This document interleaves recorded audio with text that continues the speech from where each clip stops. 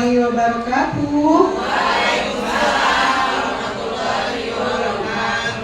Selamat pagi, selamat datang kami ucapkan di SD Bintang 1 pada Jumat 16 Agustus 2024.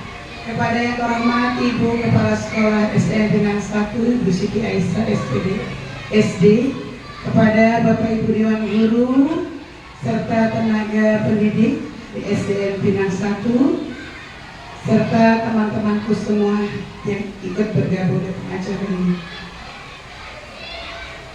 Alhamdulillahirabbil alamin wa bihi nasta'in ala umuri dunya wad din. Wassalatu wassalamu ala asrofil anbiya'i wal mursalin. Walhamdulillahirabbil alamin.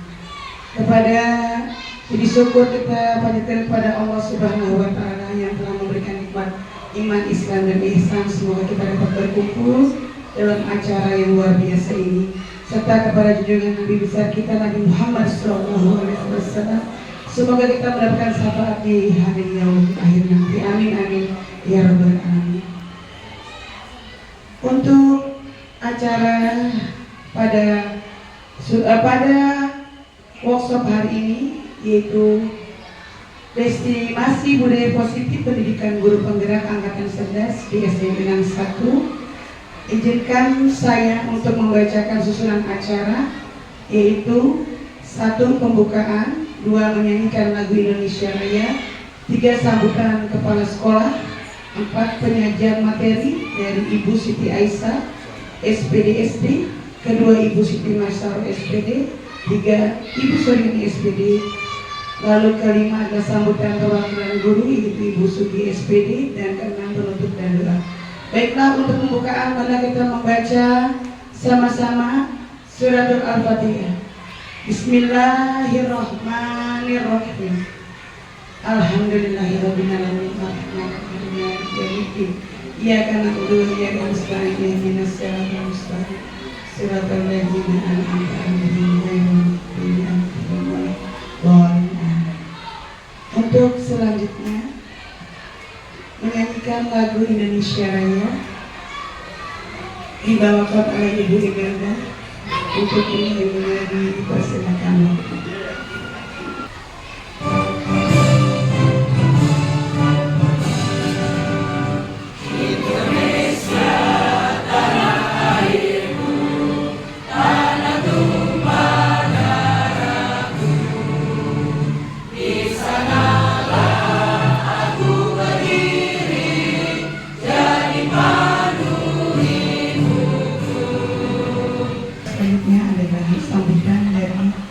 Sekolah itu Ibu sudah bisa dipersilakan. Terima kasih ya. Bismillahirrahmanirrahim. Assalamualaikum warahmatullahi wabarakatuh. Waalaikumsalam warahmatullahi wabarakatuh. Salatu wassalamu ala asyrofil anbiya'i wal mursalin wa ala alihi washabbihi ajmain. Yang saya hormati Bapak dan Ibu guru hebat SD Bintang 1. Baik, untuk acara selanjutnya adalah penyajian materi. Kepada penyaji materi untuk waktu dipersilahkan. Assalamualaikum warahmatullahi wabarakatuh. Apa kabar Bapak dan Ibu? Sehat semuanya? Tepuk semangat.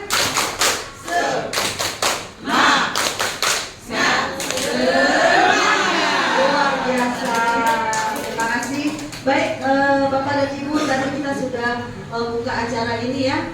Langsung saya tampilkan dulu sekilas tentang budaya positif yang ada di sekolah kita. Baik, rekan Pak, silakan.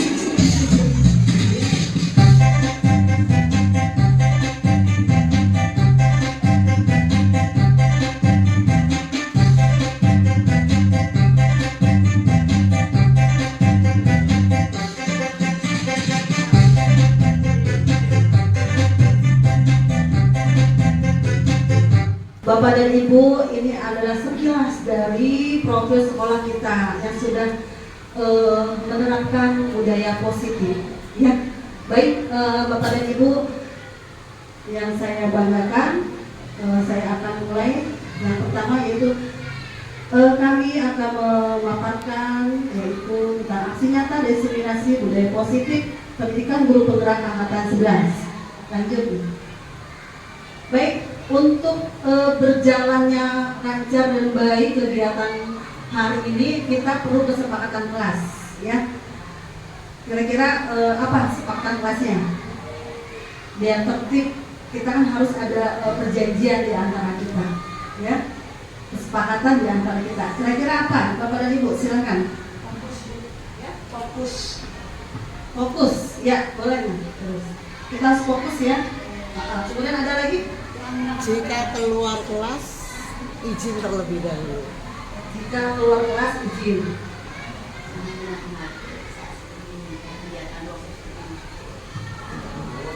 Tidak menggunakan HP saat kesepakatan forum destinasi yang sudah kita sepakati. Yang pertama harus fokus, ya. Yang kedua, Jika keluar kelas, izin. ya. Yang ketiga, guys suaranya. Tidak bermain handphone. Yang keempat, Jangan banyak oke lanjut kelima. memperhatikan kegiatan. Ya, keenam, Mendengarkan saat 7, ya, 8, datang tepat waktu. ya, 9. Menciptakan suasana. Ya, baik, terima kasih Bapak dan Ibu guru hebat. Ini adalah termasuk dari budaya positif. Kita membuat kesepakatan kelas. Jadi bukan saya yang menentukan, tetapi dari Bapak dan Ibu guru, ya. Kita sudah sepakat nih, kita udah ijab kabul ya. Iya, baik. Insya Allah kita akan menaati kesepakatan kelas kita ini ya. Lanjut. Baik, dan Bapak dan Ibu guru hebat. Filosofi pendidikan Ki Hajar Dewantara. Menurut Bapak pendidikan kita yaitu Ki Hajar Dewantara, bahwa pendidikan adalah tempat persemaian benih-benih kebudayaan dalam masyarakat, ya. Kemudian pendidikan adalah penuntun, ya, penuntun segala kodrat yang ada pada anak-anak agar mereka mendapatkan keselamatan dan kebahagiaan setinggi-tingginya, baik sebagai manusia maupun sebagai anggota masyarakat. Artinya penuntun segala kodrat yang pada ada anak. Setiap murid itu sudah memiliki kodrat, ya, sudah punya kodrat dasar. Tinggal bagaimana kita sebagai guru mengubah lakunya, mengubah perilaku siswa kita. Contoh, ketika pada saat guru kelas 1 pertama kali mengajar, kan belum paham nih sifat dari anak kita ya. Nah, ketika mereka masuk awal sekolah, kita lihat perilaku anak-anak seperti apa. Nah, itu kodrat aslinya, ya. Nah, bagaimana kita sebagai guru harus merubah lakunya anak-anak. Mungkin dari Bapak dan Ibu punya pengalaman di kelas tentang anak-anak ini, tentang merubah perilaku. Ya, silakan yang punya pengalaman boleh bercerita. Pada saat itu memang anak-anak kondisinya kelasnya kurang bersih ya Bu. Jadi ada satu anak yang memang di depan dia ada sampah, lalu disuruh ambil sampahnya. Dia merasa bahwa dia tidak berhak untuk ambil sampah kalau bukan yang piket. Nah, karena kita udah sepakat bahwa kebersihan itu kebersamaan sifatnya. Jadi apapun yang ada di samping, depan, kalau memang ada sampah ya ambil saja. Apalagi temennya bilang itu di bawah kamu. Oh, bukan saya yang bersih, nanti piket. Nah, tidak seperti itu. Makanya anaknya itu bilang, Bu Guru, saya dinakalin sama teman. Itu bukan nakal. Nah, ini. Baik, Bapak dan Ibu, kita akan berubah paradigma kita ya dengan melakukan kegiatan kepalan tangan, ya. Ada A dan B. Anda dan teman Anda Oke, saya mau memberikan kertas ya. Bapak dan Ibu berpasangan ya. Yang satu pegang kertas, yang sampingnya tidak. Bapak dan Ibu silakan tulis. Bebas mau tulis apa yang berharga bagi Bapak dan Ibu. Apakah itu tentang istri atau benda apapun ya. Itu yang hakiki, yang punya kita. Oke, salah satu isi tulisan yang sangat berharga. Lalu kemudian dikepal di dalam tangan yang kencang, ya. Dan teman sampingnya, terus dulu nonton ya sangat berharga bagi pantu kayak apa? Gitu. Apakah istri, atau anak masih suka boleh. Yang penting orang lain tidak tahu. Oke, teman sebelahnya, teman B-nya mencoba dengan sekuat tenaga dengan berbagai cara untuk meminta membuka, dirayu atau apa. Serah, ibu bapak mau memberikan atau tidak? Serah. Bagaimana? Dirayu, dirayu.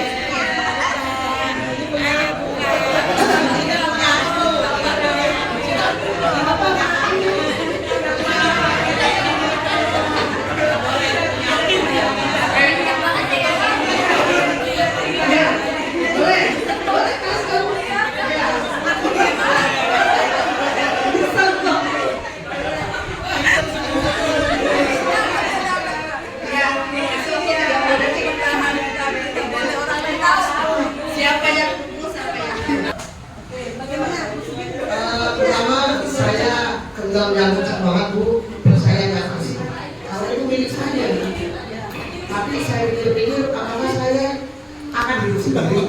Oh tidak, akhirnya saya kasih. Karena itu isinya keluarga, keluargaku, keluarga dia juga. Kita sampai seberapa? Luar biasa, tepuk tangan buat kita semua. Tepuk mantul yuk, tepuk mantul. Mantul, mantul. Mantul, mantul. Mantul, mantul. Oke, luar biasa.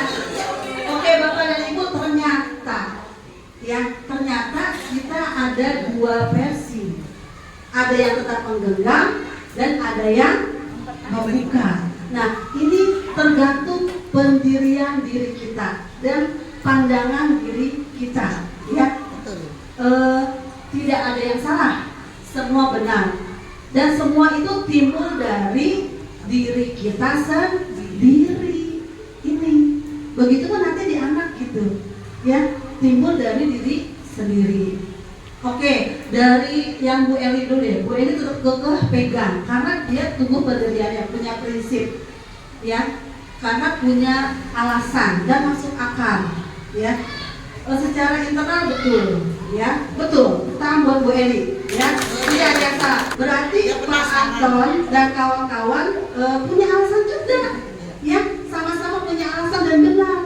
Nah, berarti Pak Anton dan kawan-kawan ada faktor eksternalnya, ada faktor dari luarnya.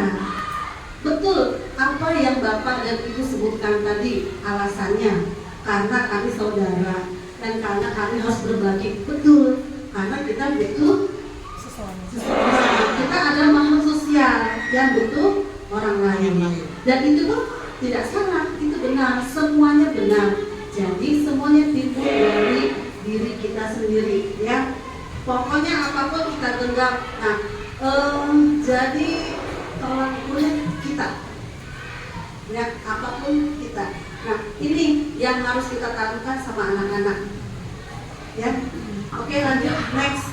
Oke, tadi kita sudah bisa kepada diri kita, ya. Berarti kita bisa mengontrol, ya. Walaupun sudah dibuka, tapi kan kita punya tetap alasan, berarti kita punya kontrol, ya. Nah, ini namanya teori kontrol dari William Glasser.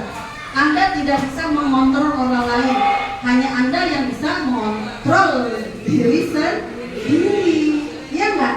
Saya mau kasih atau enggak ya kita sendiri, berarti kita punya kontrol, ya, diri kita sendiri. Terkait kontrol yang tadi, ya, jadi ada maknanya tentang kedisiplinan. Makna disiplin yaitu belajar kontrol diri, menggali potensi kita agar tercapai tujuan mulia, yaitu sesuatu menjadi seseorang yang kita inginkan berdasarkan nilai-nilai yang kita hargai, nilai-nilai kebajikan. Contoh keluarga tadi, Ya kan? Itu kan tujuan kita. Kenapa Bu Eli sangat kekeh ya? Karena Bu Eli punya tujuan keluarga, tapi didasarkan dengan nilai-nilai kebajikan. Nanti kita akan tahu apa sih nilai kebajikan itu, ya. Oke, makna disiplin dalam rangka menciptakan lingkungan positif. Salah satu strategi adalah penerapan disiplin di sekolah. Nah, di sekolah kita, ya, penerapan disiplin di sekolah kita, apakah telah efektif? Ya. Kemudian, apakah perlu ditinjau kembali? Perlu ya. Dalam arti kita lakukan ya lebih baik lagi, perbaikan. Ya. Oke. Apa arti disiplin itu sendiri? Siapa yang bisa jawab? Disiplin. Ya, Disiplin menurut saya tingkah laku yang kita lakukan sesuai dengan aturan yang ada di suatu lembaga. Iya. Terima Tepuk kasih. tangan buat Bu Sugi. Tepuk mantul. Mantul. Mantap betul. Oke, lanjut.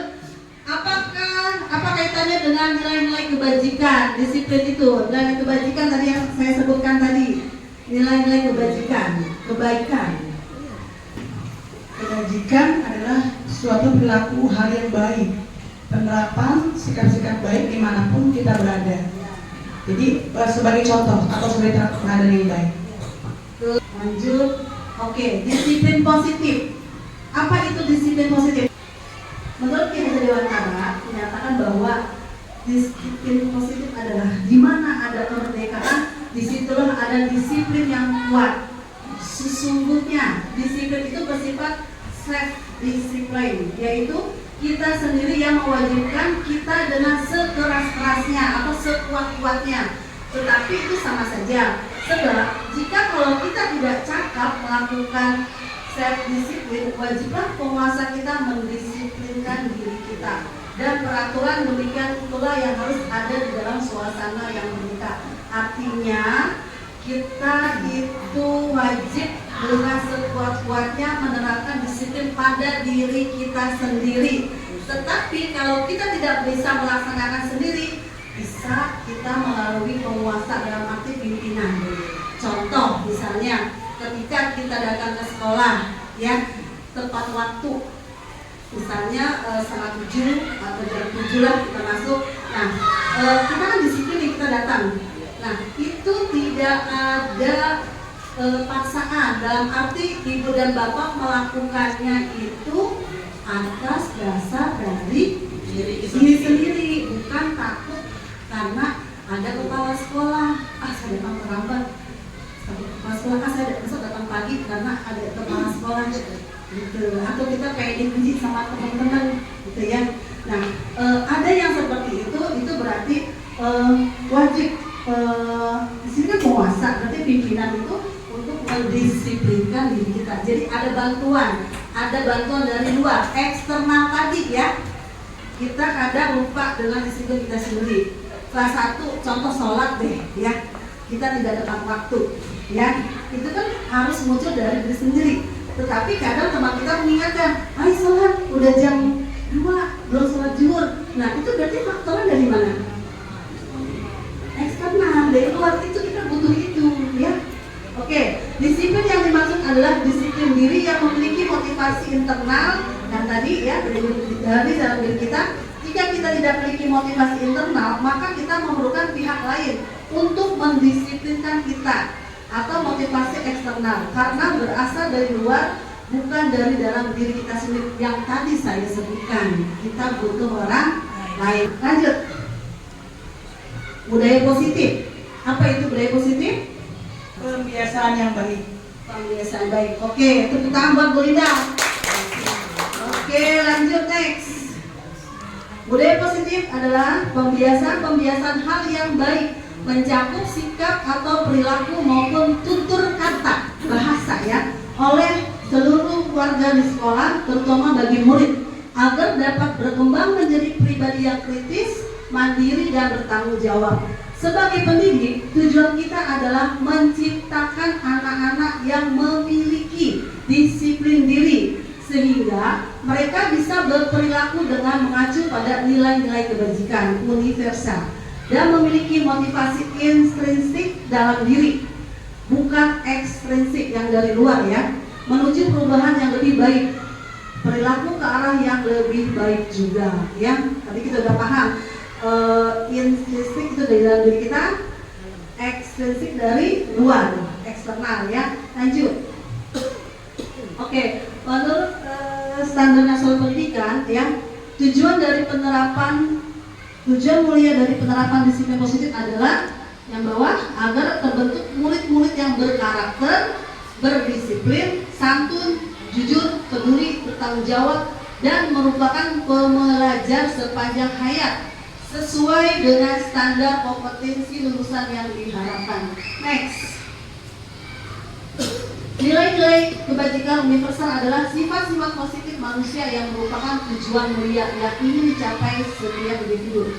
Ini ada teori Dian Gosen mengemukakan bahwa dengan mengaitkan nilai-nilai kebajikan yang diyakini seorang, maka motivasi intriknya akan terbangun sehingga menggerakkan motivasi dari dalam untuk dapat mencapai tujuan mulia yang diinginkan.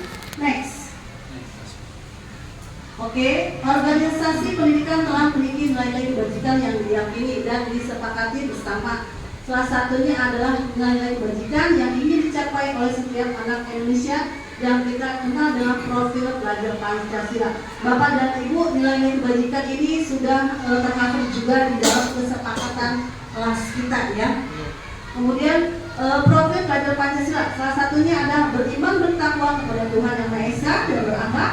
Kemudian mandiri, apalagi benar risiko, ya, kreatif. Next. Nah, ini dia nilai-nilai kebajikan yang tadi dimaksud. Oke, bisa dibacakan Pak Anton dari peduli, ya.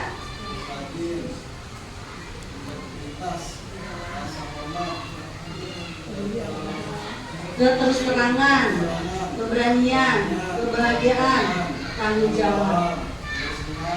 Iya, oke. Ya, banyak ya Bapak dan Ibu ya. Lanjut. Sekarang teori motivasi perilaku manusia. Yang pertama tadi ya, satu, untuk menghindari ketidaknyamanan atau hukuman, yaitu motivasi eksternal. Yang kedua, mendapatkan imbalan dari orang lain. Itu sama ya, motivasi eksternal. Yang ketiga, untuk menghargai diri sendiri, motivasi internal.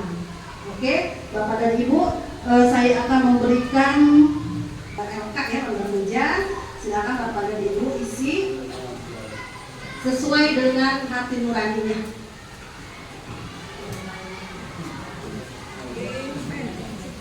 Bisa berdua.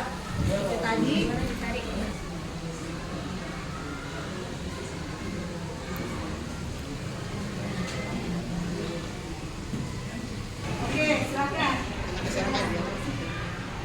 Untuk sebagai guru saat hadir mengajar di kelas tepat waktu, motivasi apakah yang mendasari tindakan Anda? Untuk jawaban yang pertama, menghormati peraturan yang ada di sekolah yang sudah ditetapkan untuk kedisiplinan. Untuk nomor 2, apakah Anda datang tepat waktu karena tidak ingin ditegur oleh atasan Anda dan kemudian mendapat surat peringatan, menghindari ketidaknyamanan dan hukuman? Untuk jawaban nomor 3, tidak, karena sudah menjadi pembiasaan dari seorang guru. Untuk yang ketiga, Anda ingin mendapatkan pujian dari atasan Anda dan mendapat penghargaan sebagai karyawan atau guru berprestasi, mendapat imbalan atau penghargaan dari orang lain. Untuk poin ketiga, tidak, karena dikerjakan dengan ikhlas tanpa pamrih. Kalau mendapat pujian atau imbalan itu hanyalah bonus.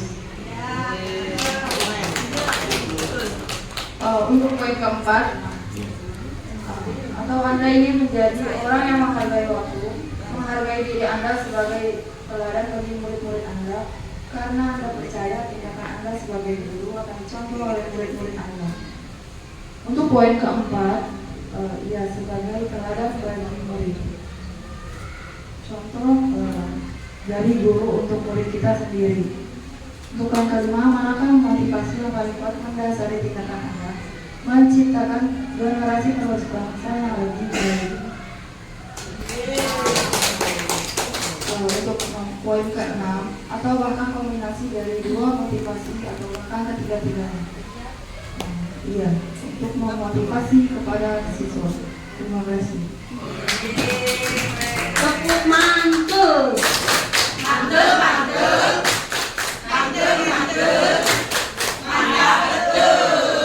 Ya kakak, terima kasih. Oke, tadi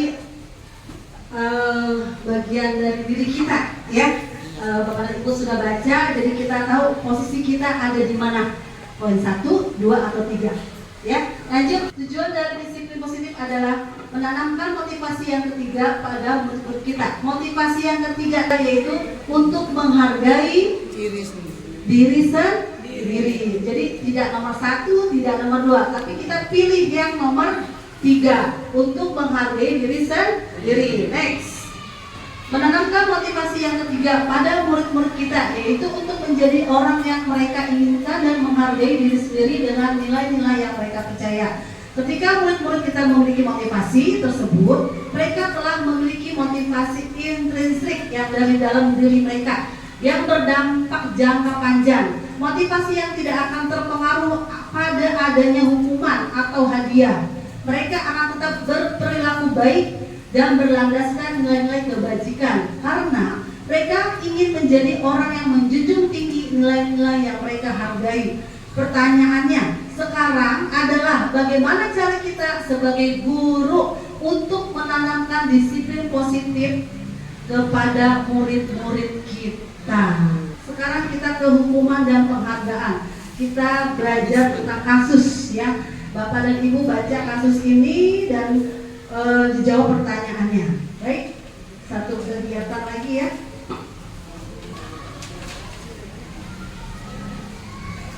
Ya, bagaimana pendapatnya tentang kasus hukuman dan penghargaan? Ya, silakan.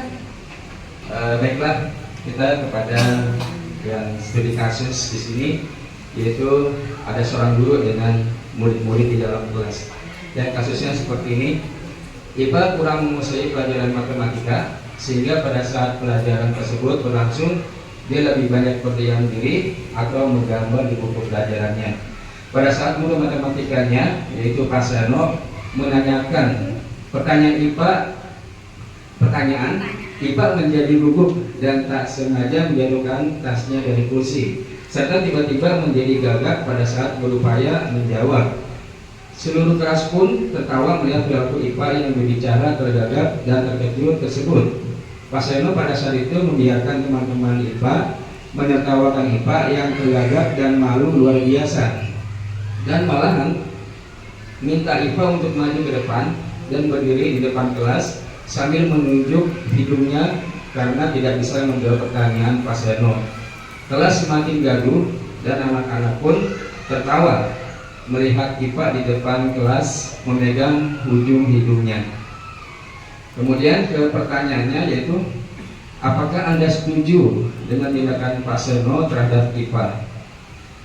Di sini saya tidak setuju dengan tindakan Pak Seno terhadap IPA sebagai peserta didiknya dalam kelas. Karena seorang guru, walaupun bagaimanapun anak tidak bisa mengerjakan pekerjaan yang atau pelajaran yang diberikan kepadanya, itu adalah sudah tanggung jawab seorang guru.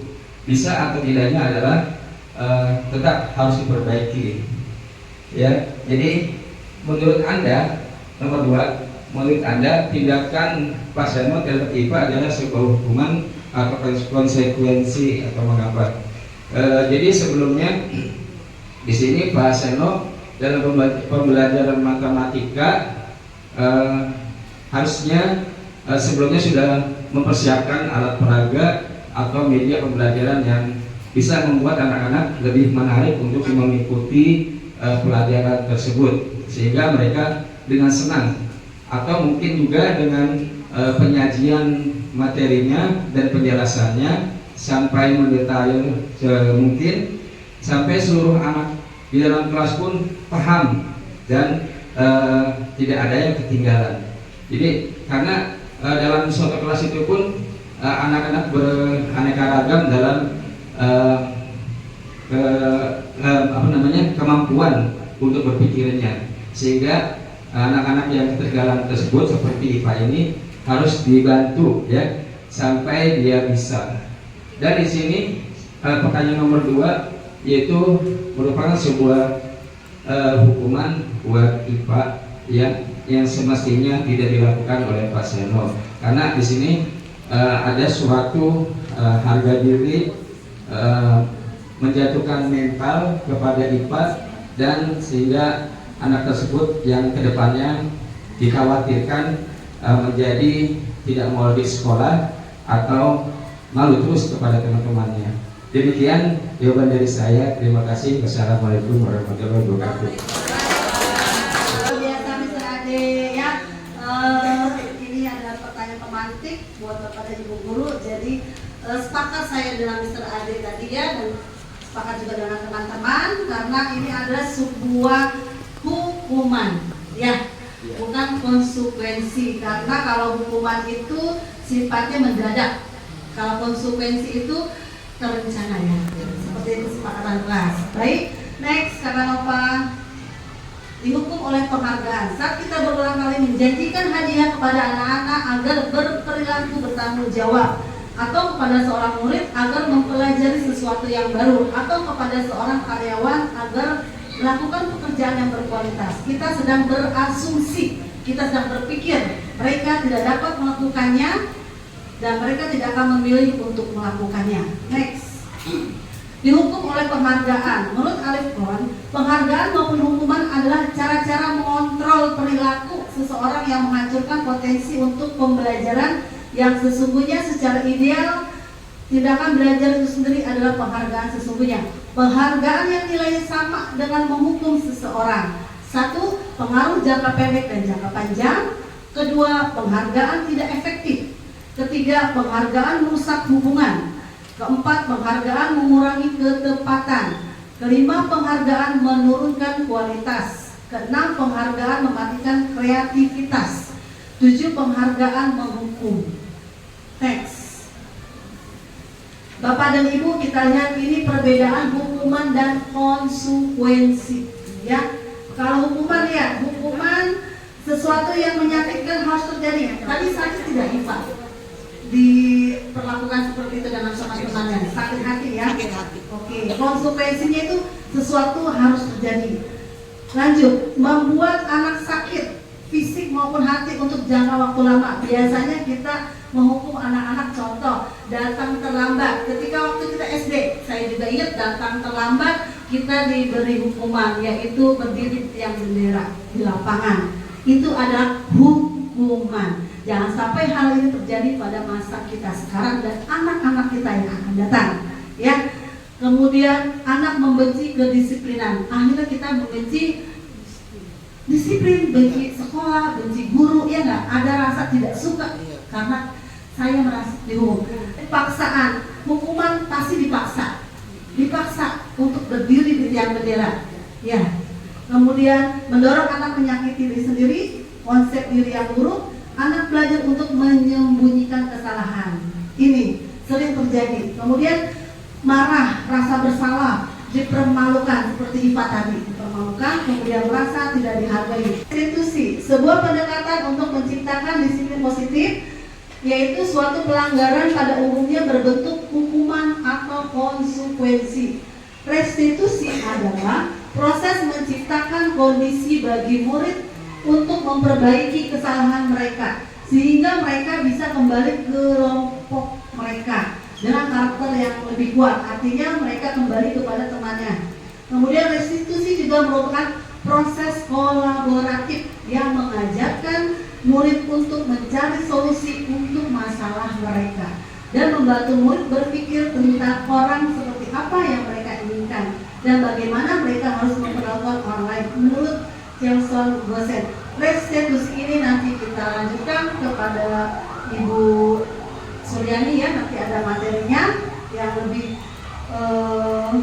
memaparkan materi lebih detail. Baik, dari saya cukup sekian. Wassalamualaikum warahmatullahi wabarakatuh.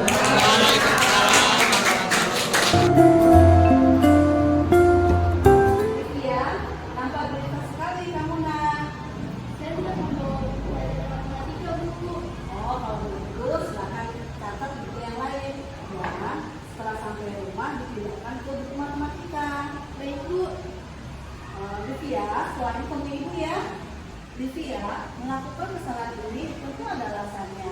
Kira-kira apa alasannya? Iya Bu, tadi saya begitu untuk masuk sekolah karena kesiangan. Jadi saya mau memasukkan buku matematika ke dalam tas. Bagus. Ibu senang Livia berusaha untuk tidak terlambat masuk sekolah. Tapi apa yang membuat kamu kesiangan? Saya semalam gambar sampai lagi malam Bu. Saya kemudian satu bangun kesiangan. Jadi Livia tidak membawa buku pelajaran karena Livia kesiangan. Semalam terlalu asik dengan hobi menggambar.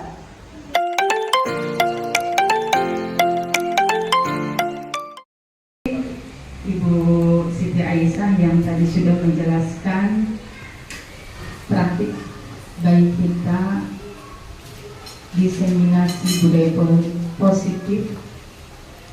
Pada siang hari ini saya melanjutkan tentang materi keyakinan kelas atau keyakinan sekolah. Ya, di sini sengaja saya kasih foto. Itu ada foto anak dengan bahagianya, seperti dia. Artinya dari situ sudah menyimbolkan bahwa kita akan membentuk keyakinan kelas yang pada akhirnya akan berujung pada nilai positif anak. Bapak Ibu, di sini kita ada pertanyaan pematrik yang kita harus simak sama-sama. Kita cari solusinya, kita cari jawabannya, karena ini adalah sebetulnya keyakinan kelas ini sebenarnya kita sudah terapkan, tapi kadang kita tidak tahu sebenarnya ini apa ya. Pertanyaan yang pertama itu, mengapa keyakinan kelas? Mengapa tidak peraturan kelas saja sih? Apa sih bedanya keyakinan kelas dengan peraturan kelas? Kalau dari pertanyaan pemantik ini kira-kira kelihatan nggak keyakinan kelas sama peraturan kelas itu beda atau sama? Mungkin ya Bu Linda? Sama. Oke. Ya, kata Bu Linda sama. Keyakinan kelas dengan peraturan kelas katanya sama. Ada alasannya nggak Bu Linda? Apa? Karena sama-sama untuk membentuk kedisiplinan siswa. Oke. Terima kasih Bu Linda. Tolong dong kita aplaus buat Bu Linda. Ada lagi mungkin yang punya pendapat berbeda? Silakan Ibu Sumi. Kalau keyakinan kelas itu bukan guru yang buat, tapi bersama guru dan siswa. Kalau peraturan itu guru yang buat. Oke, ya tepuk tangan teman-teman. Makasih atas pendapatnya dari pertanyaan kita. Mengapa keyakinan kelas? Mengapa tidak peraturan kelas? Nanti kita sama-sama simak ya. Teman-teman, alhamdulillah di sini sudah bisa menyimak apa sih keyakinan kelas dan apa sih peraturan kelas. Biasanya Bapak Ibu guru kalau di sekolah itu suka bikin peraturan. Sekarang saya tanya, biasanya peraturan itu siapa yang buat? Peraturan sekolah, kita bikin peraturan sekolah. Kita bikin peraturan di kelas. Yang bikin siapa? Guru, ya betul. Di kelas, di sekolah biasanya yang bikin peraturan itu guru. Guru bikin peraturan di kelas supaya anaknya tertib. Nah, sekolah juga sama, bikin peraturan kelas supaya peraturan sekolah supaya sekolahnya juga tertib. Nah, apa yang membedakan keyakinan kelas dengan peraturan kelas? Tadi sudah betul Bu Sumi bilang, keyakinan kelas itu yang bikin peraturannya atas kesepakatan bersama antara siswa dengan murid. Beda dengan peraturan kelas. Kalau peraturan kelas itu guru, misalnya di kelas kita bikin peraturan, Jangan jalan-jalan. Itu kita bikin. Berarti yang mematuhi siapa? Murid. Nah, di situ cuma tidak ada kesepakatan. Anak itu harus melaksanakan tanpa ada keyakinan dalam dirinya, motivasi dalam dirinya untuk tidak melakukan yang dilarang itu. Nah, sekarang kita di sini mau membahas tentang keyakinan kelas. Keyakinan kelas itu tadi, kalau peraturan itu tidak dilibatkan siswanya, kalau keyakinan itu dilibatkan siswanya.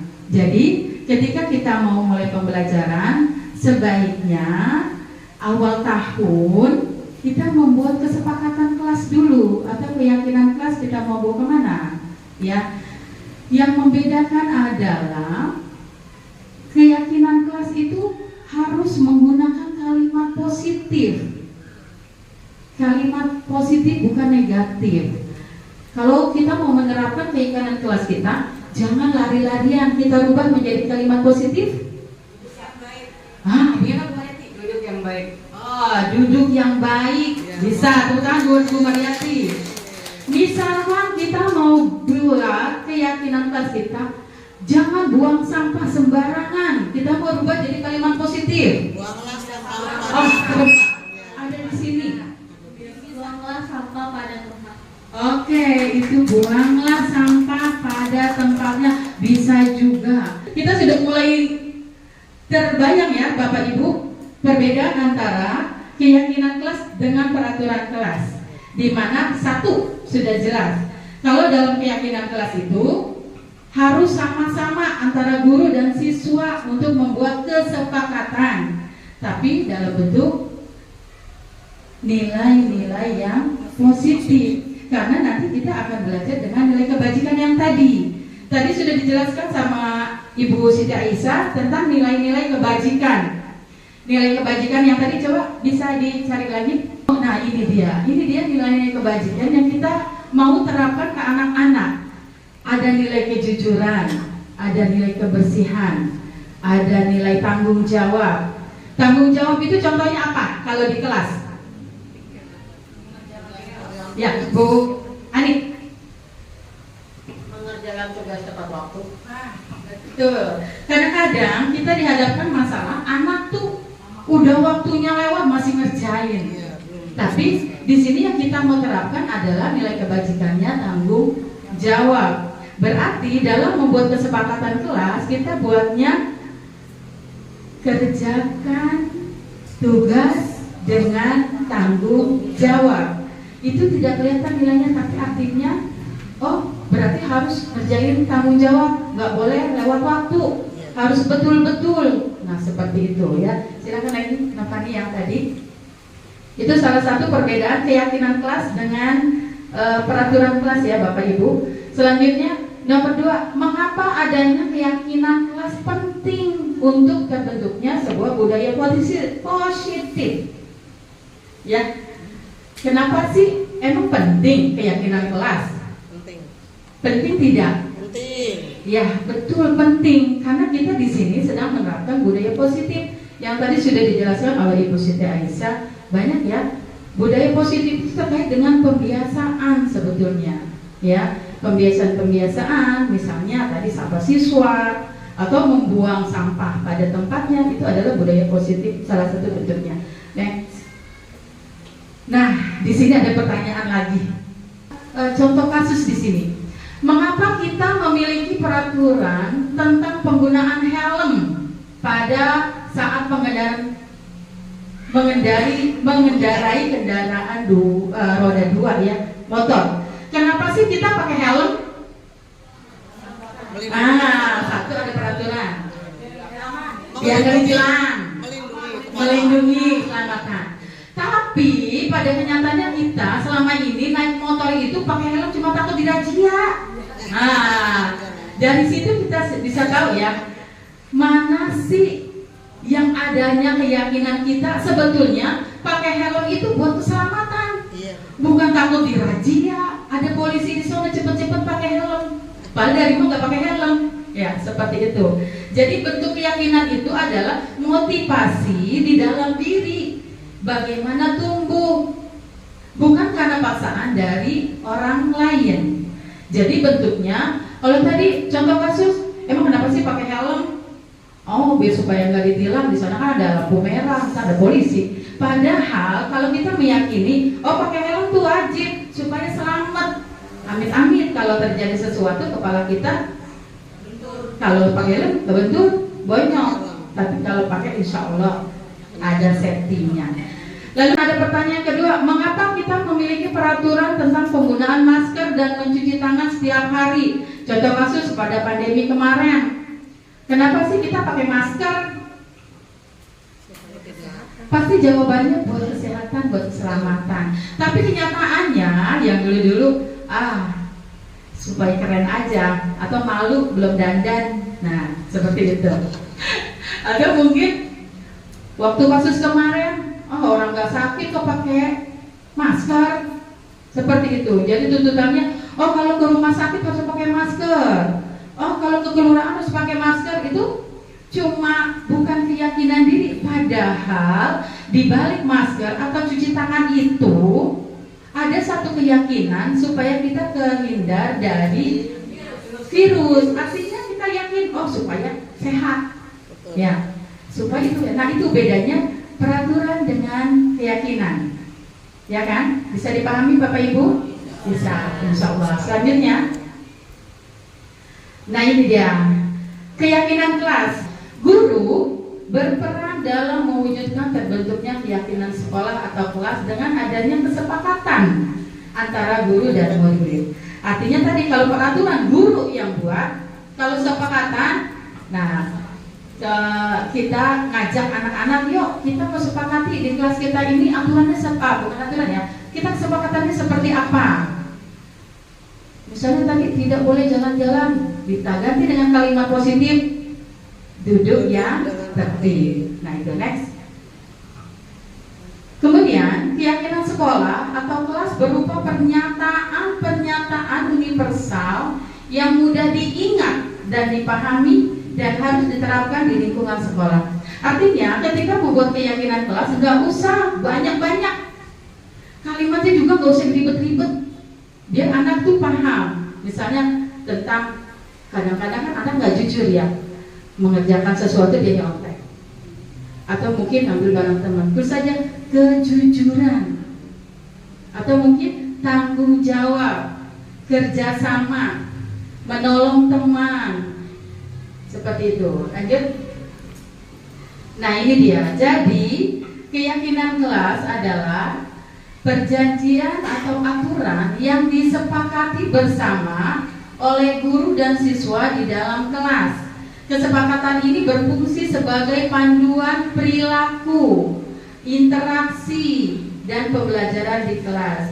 Tujuannya adalah untuk menciptakan lingkungan belajar yang kondusif, aman, dan inklusif.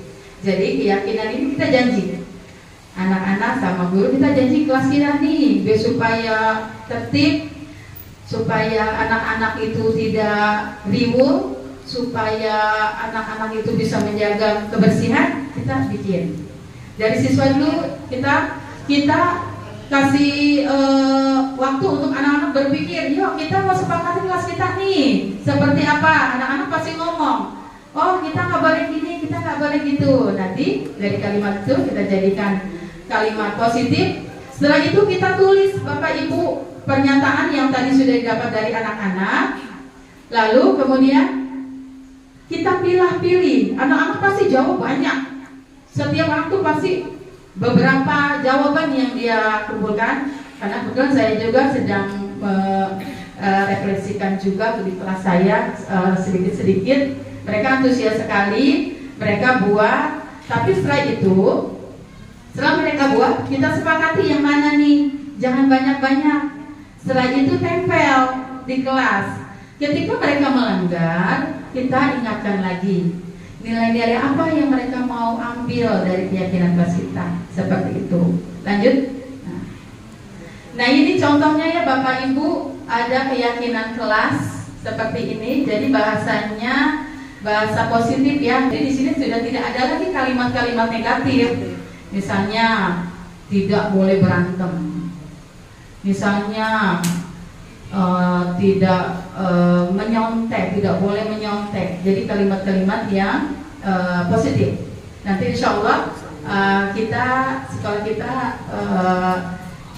bersamai untuk membuat keyakinan kelas, mudah-mudahan ya kita lanjut untuk itu. Lanjut. Oke. Biar ini kita ice breaking dulu ya. Nah, di situ ada gambar apa itu? Smile. Saya kepengen dah. Kalau tadi kan Ibu Aisyah sudah bergerak-gerak, saya cuma pengen ini aja, teman-teman itu pengen senyum hari ini tapi berhadapan. Kalau yang laki-laki harus laki-laki, Pak Abdullah sama Pak Farhan sini. Oke. Jadi tolong berhadapan, teman-teman. Pak Abdullah tolong geser. Saya cuma minta senyum ya. Saya cuma minta senyum. 30 detik ya. Coba tolong tatap mata temannya. Coba ya, tolong berhadapan. Saya cuma minta senyum ya. Siap ya, kita mau hitung detiknya. Tolong ya tatap matanya teman-teman. Ya siap. 1, 2, 3. Saya minta senyum ya, bukan ketawa. Iya. Alhamdulillah. Cukup dengan senyuman itu akan membuat hati kita jadi bahagia hari ini. Masih lanjut? Oke, iya. Padahal saya minta senyum, malah ketawa, malah peluk. Masya Allah. Luar biasa. Baru saya minta senyum, tapi yang didapat banyak. Malah ketawa, malah ada gambar hati, malah pelukan. Cuma itu loh, begitu dahsyatnya dengan emosi senyum. Ternyata dapat semua. Alhamdulillah. Masih semangat teman-teman? Oke, kita lanjut. Sekarang kita masuk kebutuhan dasar manusia. Ya, ini kebutuhan dasar manusia. Manusia itu pasti melakukan sesuatu, melakukan tindakan itu pasti ada kebutuhannya. Dorongannya apa gitu. Nah, di sini kebutuhan dasar manusia yang pertama itu bertahan hidup. Kenapa dia melakukan itu? Oh, dia untuk mempertahankan hidupnya, dia harus melakukan itu. Penguasaan. Ada lagi buat kesenangan, ada kebebasan, ada kasih sayang dan rasa diterima. Ini adalah 5 kebutuhan dasar manusia. Setiap orang melakukan sesuatu pasti ada motivasinya, ada kebutuhannya. Silakan next. Nah, ini dia kebutuhan dasar manusia. Yang pertama itu bertahan hidup. Kenapa sih dia melakukan itu? Oh, dia melakukan itu karena dia ingin bertahan hidup. Misalnya, kenapa dia mengambil sesuatu? Oh, karena dia belum makan. Kenapa dia itu mencari kerja? Karena dia tak punya rumah. Misalnya dia ingin kebutuhannya untuk mendapat rumah, mendapatkan sesuatu. Kemudian ada lagi kasih sayang dan rasa diterima. Karena kita berkaitan dengan anak-anak di sekolah, kadang-kadang kita punya karakter siswa macam-macam. Kenapa anak itu melakukan sesuatu? Kenapa anak itu maunya lelendotan kalau bahasa kita? Pengen ngikutin gurunya aja. Oh, ternyata kebutuhan dasar si anak itu maunya kasih sayang dari gurunya. Mungkin juga di rumahnya dia tidak dapat dari orang tuanya.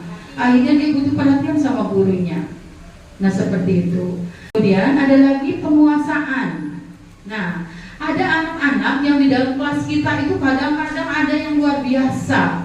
Mungkin juga dia ingin menunjukkan kekuasaannya pada teman-teman, atau mungkin dia merasa hebat. Dia merasa, oh, saya paling bisa. Akhirnya ketika dia muncul, dia lagi. Lanjut, kebebasan. Kebebasan itu kebutuhan akan kemandirian. Nah, kadang-kadang di kelas juga kita dapetin anak seperti itu, ya. Padahal dia pingin sesuatu pembelajaran, mungkin dia kepengen seperti ini, biar dia merasa bebas. Kemudian yang terakhir itu kesenangan. Nah, dia melakukan itu cuma buat senang-senang aja, cari perhatian teman-teman. Saya merasa hebat, teman saya banyak, seperti itu. Lanjut. Kemudian biar supaya kita tahu kebutuhan mana sih yang sebetulnya yang kita mau gali dari si anak itu. Karena kebetulan kita ini ranahnya pendidikan, kita harus betul-betul memahami siswa kita untuk mencari pembelajaran yang nanti tujuan akhirnya akan bahagia, mencapai proses pembelajaran sesuai yang kita inginkan. Di sini ada studi kasus ya teman-teman. Nanti ada 2 kasus yang saya kasih. Di sini ada Ibu Rika. Ibu Rika itu wali kelas 3B. Dia sedang bingung menghadapi ulah salah satu murid di kelasnya yang bernama Bagas. Beberapa anak telah mengeluhkan Bagas yang sering kali meminta bekal makan siang mereka dengan paksa. Jika Anda menghadapi situasi seperti Ibu Rika, apa yang akan Anda lakukan? Menurut Anda, kira-kira apa alasan Doni melakukan hal itu? Jadi dalam studi kasus ini ada 2 ya. Ada versi Ibu Rika sebagai guru, ada versi si Bagas. Kenapa si Bagas melakukan itu? Kita kaitan hubungannya dengan kebutuhan hidup yang tadi, yang 5 tadi. Nanti silakan teman-teman berargumen. Kira-kira masuk yang mana nih? Karena saya percaya betul ibu-ibu, bapak guru yang ada di sini setiap kali ada permasalahan kasus siswa, insya Allah sudah benar penanganannya. Nah sekarang kita di sini berbagi praktik baik. Nanti teman-teman bisa berkomentar. Silakan mungkin ada yang bisa untuk mendeskripsikan kasus ini, menjelaskannya yang mana kebutuhan hidup yang mana. Mungkin menurut saya sih, yang pertama kita lakukan pengamatan kali ya, observasi atau pengamatan seperti apa sih Bagas itu cara memintanya, dengan bahasa yang seperti apa. Itu yang pertama. Mungkin apa bahasanya dia kasar atau mungkin dengan halus, tapi katanya paksa ya. Tapi makanya kita harus benar-benar melihat bahasanya si Bagas ini. Terus yang kedua, kita memanggil secara pribadi kali ya. Jadi kita panggil tanpa ada temennya. Jadi kita tanya, Bagas, memang tidak bawa makanan. Kita kan tahu ternyata memang Bagas minta ya. Ternyata ibu udah amati beberapa hari Bagas minta makanan teman kamu. Nah, apakah tidak bawa bekal atau mungkin tidak bawa uang untuk jajan di kantin? Nah, mungkin dari kita pertemuan itu nanti dijawab oleh si Bagas itu. Apa mungkin di rumah belum ada makanan sehingga tidak ada makanan yang harus dibawa? Terus mungkin orang tuanya tergolong tidak mampu, atau bisa juga ternyata orang tuanya mampu, tetapi dia hanya minta perhatian sama gurunya supaya. Ada juga bapak ibu yang seperti ini ya, mungkin seperti itu. Jadi nanti dari jawaban Bagas setelah kita gali secara pribadi, kita insya Allah bisa menemukan kenapa Bagas bertindak seperti itu. Terima kasih Bu Man. Selamat buat Bu Sugi, terima kasih luar biasa. Ya betul, tadi tindakan Bu Sugi untuk menjadi Ibu Rika sudah tepat sekali ya. Jadi sebelum menangani kasus kita lihat dulu latar belakang, kenapa sih dia berbuat seperti itu? Kebutuhan hidup yang mana yang dia sedang cari? Nah, alasan yang pertama, kenapa si Bagas itu sampai ngambil makanan temannya? Oh, dia lapar dan orang tuanya tidak membawanya bekal makan siang. Maka kebutuhan dasar yang sedang berusaha dipenuhi oleh Bagas adalah kebutuhan bertahan hidup. Mungkin kalau dia nggak makan dia bisa sakit. Artinya sementara dia nggak bawa uang, dia terpaksa melakukan itu. Jadi sebelum kita melakukan tindakan, kita lihat dulu kebutuhannya apa dia. Lanjut. Alasan yang kedua, karena dia merasa senang temannya karena dia merasa senang temannya jadi memperhatikan dia. Nah, jadi ada dua nih. Ketika temannya melaporkan tindakannya itu pada gurunya dan gurunya memberitahu orang tuanya, sehingga orang tuanya jadi memperhatikan dia, maka kebutuhan dasar yang sedang dipenuhi Tommy adalah kebutuhan akan kasih. Itu kan Tommy, itu Bagas ya. Nah, kebutuhan akan kasih sayang dan rasa diterima. Artinya di sini mau pengen cari perhatian. Kalau gurunya kasih perhatian, nanti kan dia ngelaporin orang tuanya. Karena mungkin selama ini di rumahnya dia kurang perhatian sama orang tuanya. Akhirnya kan gurunya manggil. Nah, besok-besok diperhatiin sama orang tuanya. Next. Alasan ketiga, karena temannya jadi takut dengan dia dan menuruti keinginannya, maka sebetulnya Bagas sedang berusaha memenuhi kebutuhan dasarnya akan kekuasaan. Karena dia merasa dirinya itu yang paling hebat. Karena kan kita nungguin ya di kelas kita seperti itu. Oh, dia mau menunjukkan, oh nggak ada yang berani ngelawan saya. Seperti itu ya. Jadi dia udah ada 3 alasan kenapa sih Bagas seperti itu. Lanjut. Kemudian alasan keempat, karena dia merasa bosan dengan bekal makanan dibawakan ibunya dari rumah. Karena ibunya selalu membawa bekalnya itu lagi. Dia bosan, dikasih mie goreng lagi. Dia kan kepengen mie kuah. Sama aja ya, mie goreng, mie kuah. Iya, nugget. Nah, dia kepengen. Itu artinya dia pengen bebas. Kenapa sih dikasih itu terus? Jadi dia pengen nyobain punya temennya. Itu namanya kebutuhan dalam penggunaan kebebasan aja. Ini alasan kelima. Alasannya dia iseng. Karena dia seneng kalau ngambil kan ekspres itu kan, oh nggak mau, seneng aja bikin kegaduhan seperti itu.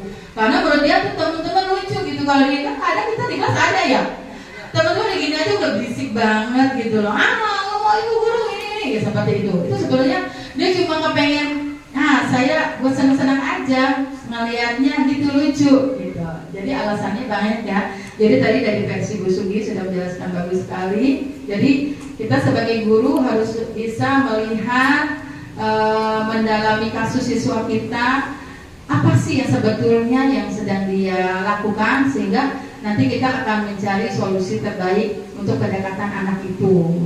Nah, ini ada kasus kedua ya, kita mau coba lagi. Kasus kedua, sebutkan kebutuhan apa yang sedang berusaha dipenuhi. Dinda, seorang anak kelas 3 SD. Begitu tiba di rumah sepulang dari sekolah, si Dinda nangis dan mengadu kepada ibunya bahwa dia benci sama Ibu Rani. Menurut dia, kebutuhan apa yang berusaha dipenuhi oleh Dinda? Jika jawabannya seperti ini, bila Anda berada dalam posisi Ibu Rani dan mendengarkan informasi dari ibunya Dinda tentang perasaan Dinda hari ini, apa yang akan Anda lakukan pada Dinda besok ketika Dinda masuk sekolah agar kebutuhan Dinda terpenuhi? Sebetulnya si Dinda ini lagi butuh apa gitu. Terus kalimat yang mana yang kira-kira yang tadi itu menunjukkan kalimat yang kebutuhan hidup yang mana? Ya, coba mungkin ada yang bisa menyikapi dari masalah kasus ini? Dari Dinda, kebetulan di kelas saya juga ada, ya, karena dia di kelas saya ada kalau dia belum kenal gurunya. Untuk kelas 1 seperti itu sampai sama dengan kelas ini ya. Permasalahannya itu tadi, mungkin anak itu karena belum beradaptasi dengan lingkungan baru, jadi yang dia kenal hanya guru 1 ini saja. Untuk itu saya memberikan pemahaman bahwa di kelas itu gurunya tidak hanya 1, supaya anak itu mengenal bahwa di SD itu gurunya banyak. Mungkin seperti itu ya, memberikan pemahaman anak untuk bisa mengenal siapa gurunya. Oke, terima kasih Bu Sugi. Teman-teman ya. Betul, ini sudah biasa kita temui kasus-kasus begini ya. Jadi latar belakangnya itu bisa jadi faktor-faktor memang dia belum kenal gurunya. Bisa jadi dia butuh perhatian. Nah, kita coba lihat studi kasusnya. Nah, ini dia ya. Jadi jawaban Dindanya, ibu guru bilang, aku tidak boleh bersenandung sewaktu mengerjakan tugas. Katanya kelas harus tenang, tidak ada suara, kan nggak seru. Nah, kadang-kadang di kelas 1 banyak seperti ini ya. Jadi sebenarnya dia pengen senang-senang di sekolah, pengen senang gitu. Nah, itu alasannya.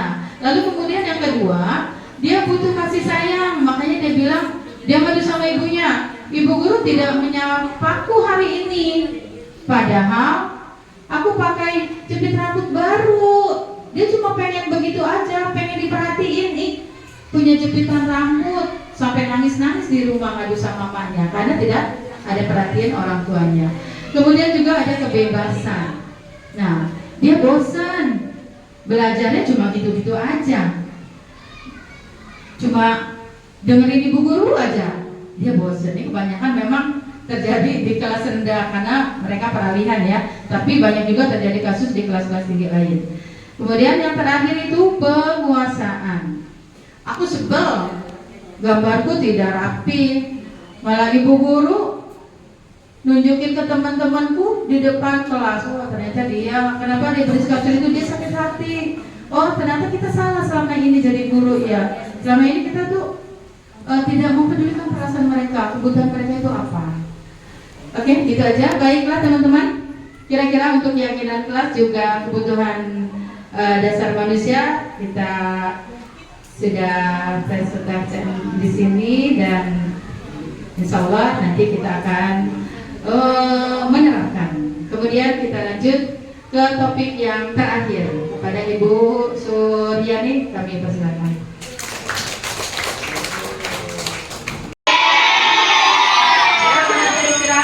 Nah, kita istirahat dulu ya. Mbak, bagi aku duit dong. Jangan itu duit buat aku jajan. Kamu punya banyak uang. Aku sisa itu aja. Nafis! Tadi kata Igo, katanya Nabi ambil uang Igo, benar tidak? Kenapa? Saya nggak bawa uang jajan dan tidak bawa bekal makanan. Oh, setiap orang pasti punya kesalahan. Nabi tahu kesalahannya apa? Apa itu? Saya mengambil uang itu tanpa izin. Oh, Nabi ngambil uang tanpa izin. Nabi masih ingat tentang kesepakatan kelas kita? Kira-kira kesepakatan kelas kita yang mana yang habis langgar? Bersikap jujur dan minta izin ketika ingin meminjam barang pihak orang. Pinter banget, Nafis ya. Nah, benar Nafis, bersikap jujur, meminta izin sama teman kalau kita mau minta sesuatu, itu adalah perbuatan yang baik. Nah, sekarang setelah kejadian ini, bagaimana perasaan kamu? Saya menyesal. Saya akan mengulangi lagi. Iya, pinter. Nabi, sekarang kamu sudah tahu cara menyelesaikan masalah kamu. Tadi bagaimana caranya supaya tidak terjadi lagi?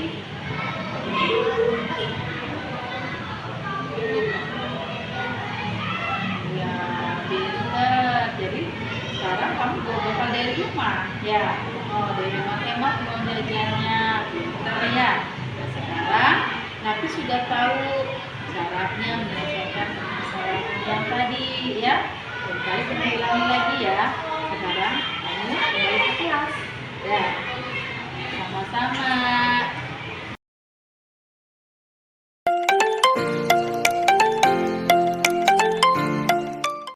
Semangat Bapak Ibu. Harus semangat ya. Satu topik lagi akan kita bahas pada kegiatan hari ini. Melihat pemaparan yang sebelumnya dari Bu Aisyah mengenai disiplin positif, pembiasaan-pembiasaan yang ada di sekolah, kemudian dari mana pembiasaan itu datang, apakah dari motivasi intrinsik atau dari motivasi luar, ya. Kemudian dari pemaparan Bu Mai mengenai kebutuhan dasar manusia, mempunyai 5 kebutuhan ya. Kalau saya mau tanya, kenapa ada orang sudah kaya, ya, sudah kaya kan? Kalau kita kerja itu ujung-ujungnya tuh nyari duit buat kaya ya. Tapi udah kaya kok masih mau nyari jabatan yang lain, misalnya mau jadi gubernur, mau jadi menteri, mau jadi presiden. Nah, dari 5 kebutuhan itu, kebutuhan apa Bapak Ibu? Berkuasa. Ya, kebutuhan kekuasaan. Kenapa? Apa yang didapat dari kekuasaan? Dari kekuasaan itu dia akan mendapat kebutuhan rasa dihormati. Ya, rasa penghormatan itu sangat dibutuhkan dari orang-orang yang memang menginginkan penguasaan. Baik, saya akan memaparkan materi saya ya mengenai restitusi, 5 posisi kontrol. Tadi sedikit dijelaskan oleh Ibu Aisyah restitusi, tapi saya ulang lagi ya. Restitusi itu adalah proses menciptakan kondisi bagi murid untuk memperbaiki kesalahan mereka. Mereka ini adalah murid kita, sehingga mereka bisa kembali pada kelompok mereka.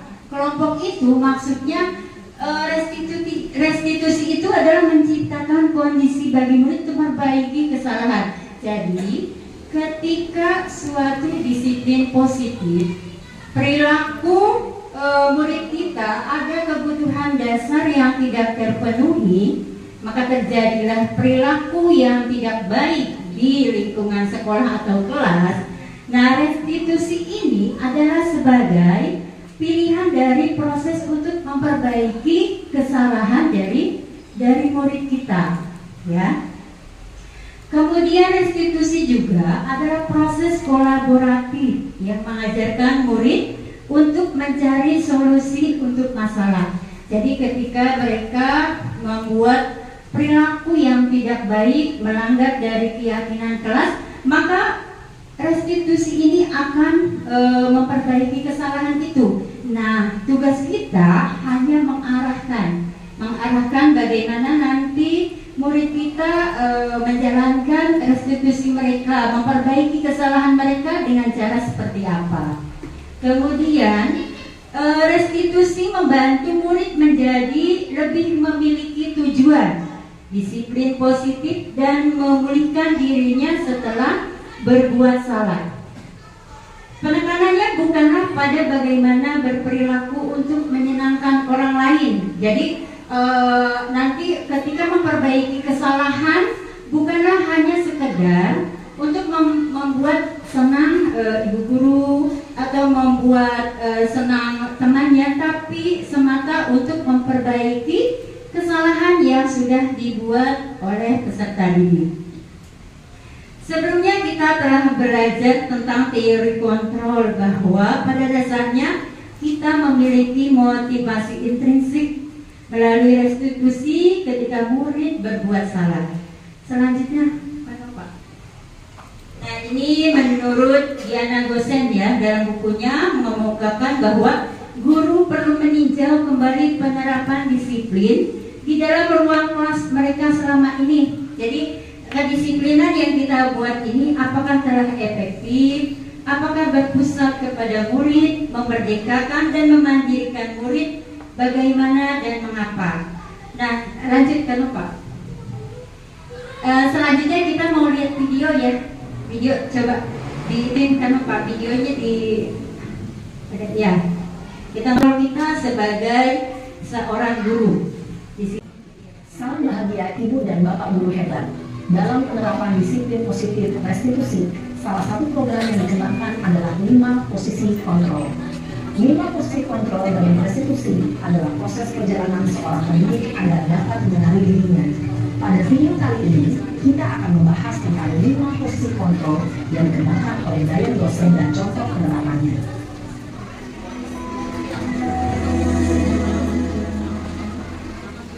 Lima posisi kontrol itu adalah 1. Posisi penghukum, 2. Posisi pembuat merasa bersalah, 3.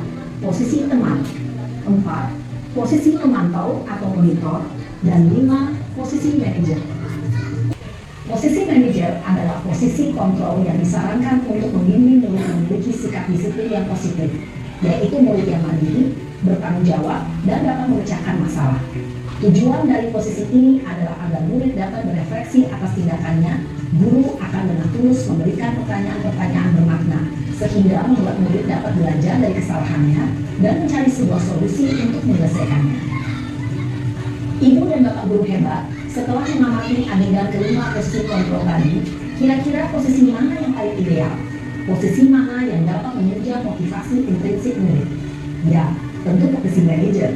Posisi ini memang posisi ideal dan ingin dituju setiap pendidik.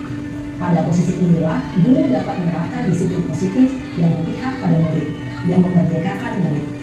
Perjalanan seorang pendidik tentunya tidak mudah untuk sampai pada posisi seorang manajer. Namun, tujuan kita pasti, yaitu menciptakan murid-murid yang mandiri, merdeka, dan bertanggung jawab.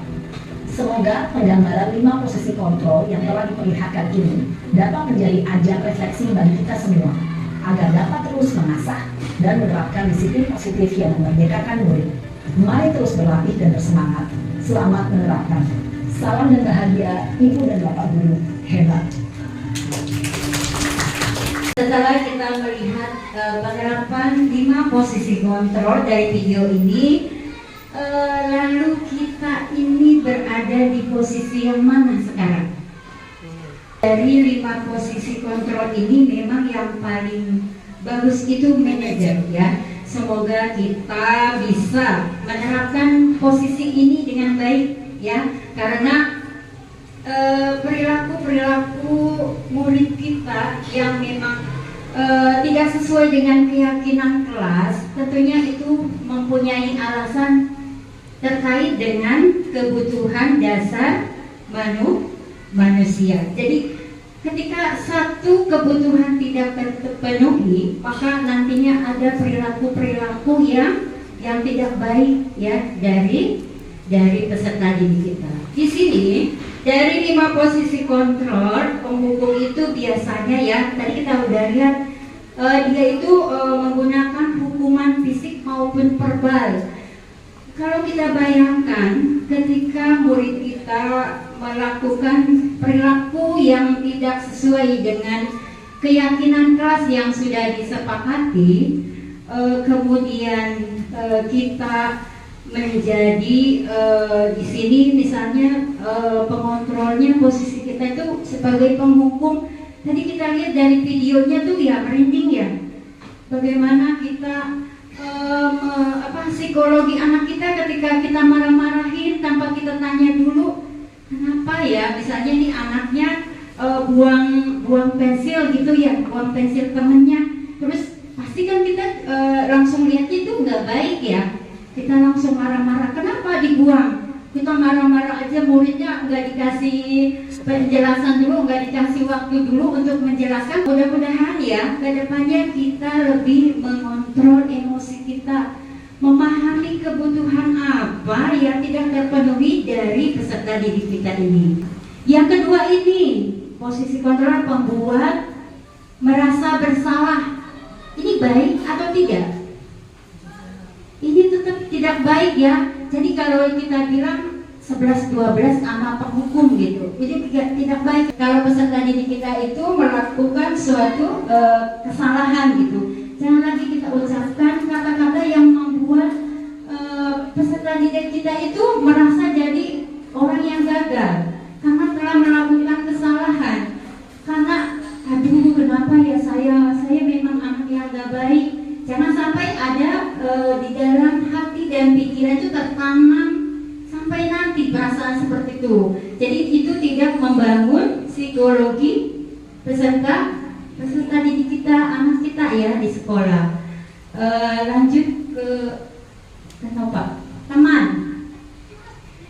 pada posisi teman ini baik atau tidak? Posisi ini mungkin kalau tingkatannya ini lebih baik ya dibandingkan kita penghukum, kita pemberi membuat anak merasa bersalah gitu ketika buat kesalahan. Nah, posisi teman ini kita berbicara dengan bahasa yang ramah, bahasa teman gitu ya. Misalnya dia melakukan kesalahan gitu kan, membuang pensil seperti tadi. Kenapa misalnya namanya Budi, kenapa Budi pensil temannya dibuang? Ya, kita bertanya dulu gitu ya. Jadi mungkin nanti kita akan mendapatkan penjelasan dari perilaku itu, kenapa dia melakukan itu. Lanjut ke Nova. Kemudian pemantau itu bertanggung jawab ya, mengawasi. Jadi posisi pengontrol itu, jadi dia menanyakan kembali gitu dengan aturan-aturan. Kenapa kamu melakukan pelanggaran? Apakah kamu tahu itu sesuai dengan keyakinan kelas? Yang mana konsekuensinya seperti apa? Nah, di situ di posisi pemantau itu sudah terjelas disebutkan ya. Jadi aturannya, konsekuensinya diingatkan kembali kepada peserta didiknya. Kemudian lanjut ke manajer. Manajer ini posisi yang paling baik, paling membangun, paling memberikan motivasi atau dorongan bagi peserta didik untuk menjadi pribadi yang berkarakter ya, pribadi yang lebih baik lagi dari setelah dia melakukan suatu pelanggaran. Kemudian lanjut ke Nova. Nah, ini adalah langkah-langkah restitusi. Jadi urutannya itu ketika ada suatu pelanggaran yang dilakukan oleh peserta didik kita, restitusi langkah-langkahnya itu ada 3 ya. Yang pertama, menstabilkan identitas. Menstabilkan identitas itu ketika kita menemukan peserta didik berbuat kesalahan, misalnya terlambat datang ke sekolah seperti kemarin tadi ya. Di situ nanti ada pertanyaan yang menjelaskan bahwa setiap orang itu mempunyai suatu kesalahan atau setiap orang itu pernah melakukan kesalahan. Itu bagian dari menstabilkan identitas. Kemudian validasi tindakannya apa? Alasan kenapa melakukan pelanggarannya. Kemudian menanyakan keyakinan kelas. Apakah perbuatan yang kamu lakukan ini sesuai dengan keyakinan kelas kita? Tidak. Ya, lanjut ke Nova. Nah, ini saya mau kita bahas kasus. Nanti teman-teman mungkin bisa melakukan restitusinya kayak seperti apa gitu ya. Misalnya nih, saya baca kasusnya. Tisa dan Hana dipanggil masuk ke ruangan Ibu Dewi, Kepala Sekolah SMA Makmur. Ibu Dewi baru saja mendapatkan pengaduan dari Ibunda Tisa bahwa Hana menggunakan kata-kata kasar dan merendahkan Tisa di sosial media. Nah, langkah restitusinya seperti apa? Mungkin Bu Eli bisa dijawab ya, sesuai restitusi yang tadi gitu. Saya akan coba jawab ya. Sebagai seorang pendidik, saya coba menanyakan kepada Hana apakah benar melakukan tindakan tersebut dan mencoba menyelidiki apa sebenarnya terjadi. Kemudian menanyakan apakah tindakan Hana untuk memperbaiki keadaan ini. Saya menanyakan berusaha atau tidakkah dia untuk memperbaiki dirinya dengan kata-kata yang mungkin diucapkan kurang baik dari dia. Kemudian menanyakan apakah tindakannya melanggar keyakinan kelas. Ya, hanya itu jawaban saya. Terima kasih Bu Suryani. Ya, terima kasih Bu Eli, jawabannya itu sudah sesuai dengan tahapan restitusi ya. Sekarang untuk kasus yang kedua. Anto jarang sekali hadir di pembelajaran jarak jauh, dan pada saat hadir pun Anto seringkali menggunakan kata-kata kasar di kolom chat mengejek teman-temannya. Hal ini sudah sangat mengganggu, dan beberapa orang tua murid yang mengikuti pembelajaran daring mengeluhkan tentang perilaku Anto di pembelajaran jarak jauh. Nah, sekarang saya mau yang laki-laki. Restitusinya seperti apa? Yuk, Mr. Ade, silakan jawab.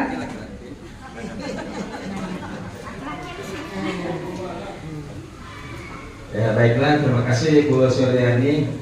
Kali ini dikasih untuk menjawab kasus kedua, yaitu Anto. Di sini sebagai seorang guru kita harus mengklarifikasi supaya jalannya pembelajaran jarak jauh ini tidak terjadi masalah, ya. Karena di sini ada murid, ada orang tua murid yang bisa mengikuti. Nanti permasalahannya harus ditangani guru. Karena ini pembelajaran jarak jauh, jadi guru menghubungi Anto, menelpon Anto, berbicara bagaimana, ya, Anto memang kenapa gitu, ya, ditanya kenapa sampai berbuat atau menuliskan kata-kata seperti itu, ya, kata-kata kasar, mengejek, kemudian hal-hal yang tidak diinginkan. Jadi tindakan guru ini menyadarkan, ya, menghentikan Anto supaya tidak berbuat lagi sedemikian rupa, ya, sehingga nanti pembelajaran jarak jauh berikutnya bisa berjalan dengan lancar tanpa ada selingan-selingan atau ejek-ejekan dari Anto lagi, ada maupun dari kawan-kawan yang lain. Itu saja dari saya, terima kasih. Ya, terima kasih untuk Sister Ade atas restitusinya. Restitusi ini adalah kita ulang kembali, ya, bahwa kegiatan untuk memperbaiki kesalahan, ya, mencari bagaimana solusi dari perbaikan berbuat kesalahan murid. Jadi yang pertama, kita ketika ada permasalahan menanyakan dulu, ya, menanyakan apa benar murid ini melakukan suatu kesalahan, ya, kita tanyakan dulu, walaupun itu mungkin dari pengaduan orang lain, ya, jadi kita tanyakan dulu gitu. Kemudian kita memvalidasi tindakannya bagaimana untuk melakukan perubahan dari perilaku ini ke depannya, nanti seperti apa untuk membangun menjadi lebih baik lagi hubungannya. Dan yang ketiga adalah apakah kesalahan-kesalahan yang telah dibuat ini melanggar keyakinan kelas yang mana. Jadi akhirnya kita nantinya akan menumbuhkan rasa percaya diri pada peserta didik kita. Nah, dari beberapa materi yang telah disampaikan, mulai dari Bu Aisyah, Bu Siti Maisaro, dan saya sendiri, mungkin ada teman-teman yang mau bertanya sekitar materi, silakan. Oh iya, Miss Hanis, silakan. Baik, saya ingin menanyakan, apakah jika ada siswa yang melanggar keyakinan kelas harus diselesaikan dengan restitusi? Seperti itu pertanyaannya.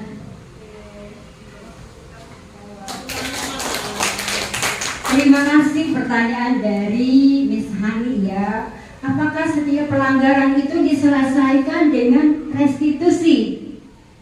Kita lihat lagi, ya, pelanggaran-pelanggaran itu apakah bisa diselesaikan dengan restitusi dari peserta didik, ataukah memang perlu dari luar? Ya, kalau misalnya dia tidak dia telat datang ke sekolah, itu mungkin kita bisa melakukan restitusi dengan perbaikan langsung dari peserta didik. Tapi bagaimana kalau pelanggarannya itu membahayakan? Ya, apakah cukup dengan restitusi restitusi. Misalnya dia itu ngedorong temannya sampai terluka. Pastikan kita ini perlu juga orang tuanya. Nah, bagaimana nanti jalan keluar yang terbaik untuk memperbaiki hubungan ini, ya, memperbaiki nanti kedepannya perilaku ini nantinya tidak terulang lagi.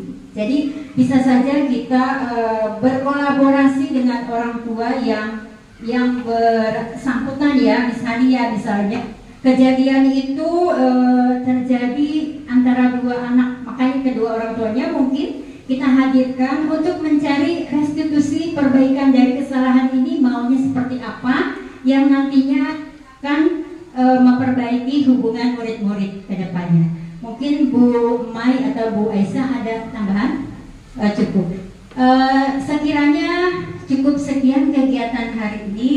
Terima kasih atas segala pertanyaan, segala partisipasinya. Mudah-mudahan kegiatan ini memberikan manfaat bagi kita semua untuk kita diterapkan di kelas nanti. Terima kasih untuk Bapak Ibu. Saya akhiri. Assalamualaikum warahmatullahi wabarakatuh.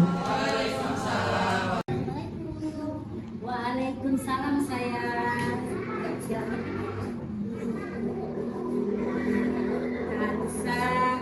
Kansa tahu nggak itu panggil Kansa ke ruangan ini?